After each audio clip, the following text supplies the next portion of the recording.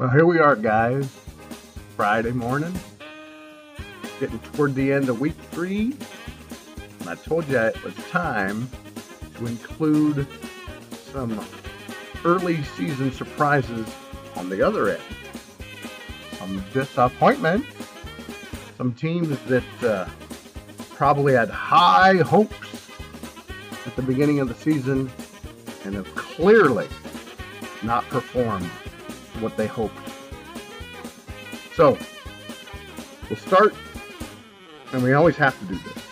We're going to have to start with the obvious, at the bottom. John Pape, better off Reds.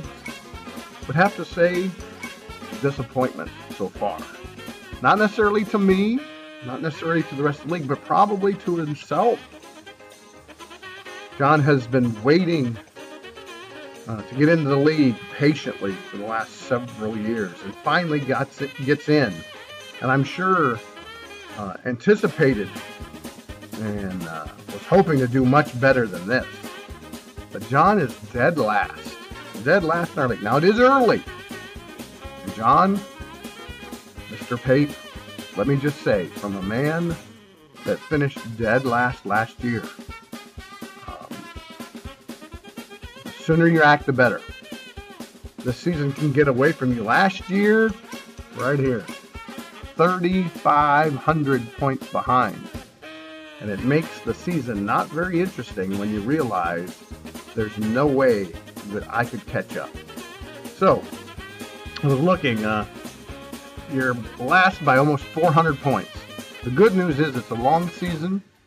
You could make that up. But a couple of things stick out. First of all, you've already been locked out this year, John. You've already been locked out. No money, getting on me at church for locking you out, trying to make me feel guilty, just upholding the rules. Look at the rules.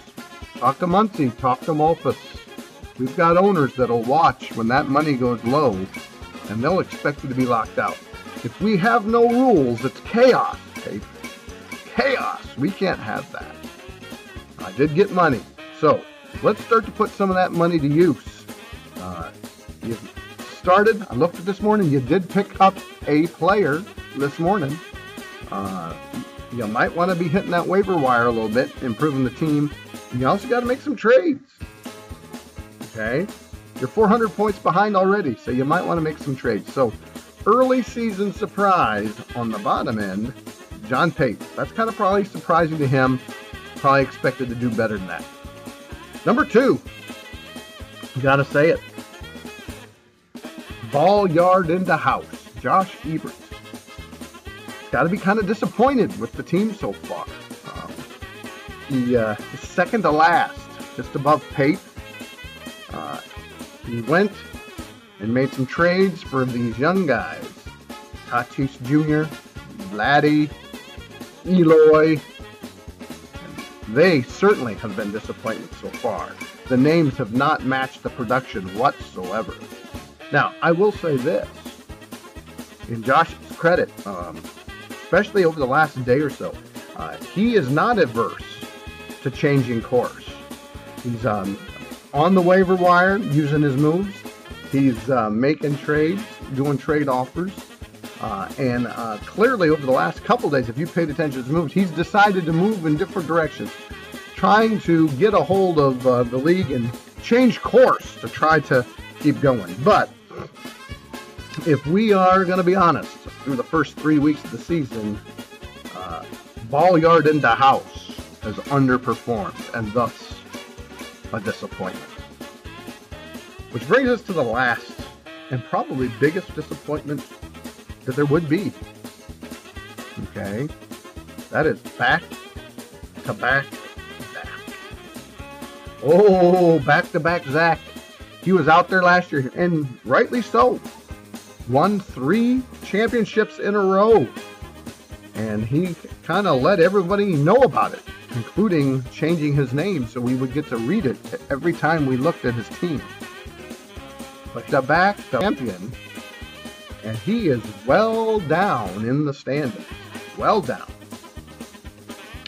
That would be considered a big disappointment. Wouldn't you think so, Zach? You can't be happy with where you're at. In fact, your team name is now The Price is Wrong. Maybe it was drafting strategy was wrong. I don't know. But you would have to say that the back-to-back champion, not that the whole year will end up this way, but as of now, big disappointment. Big disappointment to have the 3-time repeating champion be down as far as he is. He's not really willing to make a whole lot of changes. He is locked into his players. He loves them. Doesn't respond to trade offers. Okay, I've made some trade offers and they sit out there for quite a while, and doesn't really give you counter offers back either. So he's locked in. Maybe that might work for him. Maybe in the long run. And who am I to argue with his strategy? He has won it 3 years in a row. But as of now, not really willing to change course and make any strategy changes. So back to back Zach. I would say one of the early season big disappointments. Now, as we wrap this video up, some teams like Pinnock and the Munchie Chief might say, well, what about us? We weren't included in the top. We weren't included in the bottom. What? Will we get no love? No respect? Well, the fact of the matter is, you're right in the middle. I can't say you're a surprise. Can't say that you're startlingly up near the top, but you're also not underperforming. You're right there, and we'll have to see how the season plays out. So we do have some of those middling teams there that are just trying to find their way, and really I don't have any criticism to say at all. It's early, and a lot of things can play out. So you're kind of right there. You're not out of it. You're not up near the top, but you're certainly not near the bottom, and plenty of time to see how that works out. So Pinnock and Muncie, you're right there. So that's it, guys. As we move into Friday night's games and moving in towards week 4, we clearly have the haves. Malpas is way out there. Then there's a group of Joe Booz and Metzger and Wilson, and I'm hovering right around there, that are trying to kind of catch up and make it a little bit more competitive to the top. And then you've got those on the bottom. And if you're on the bottom, it might be time to sit down, maybe tonight, maybe over a little mug of coffee like this in the morning. Like that. Good stuff. Good stuff. So you might want to do that and see if you want to make some adjustments. Take that boat in a different direction so that you get near the top. So, guys, have a good Friday night. The rest of the weekend as we move into week 4.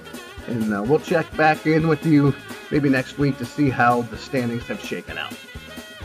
Gotta love baseball, boys. Gotta love it.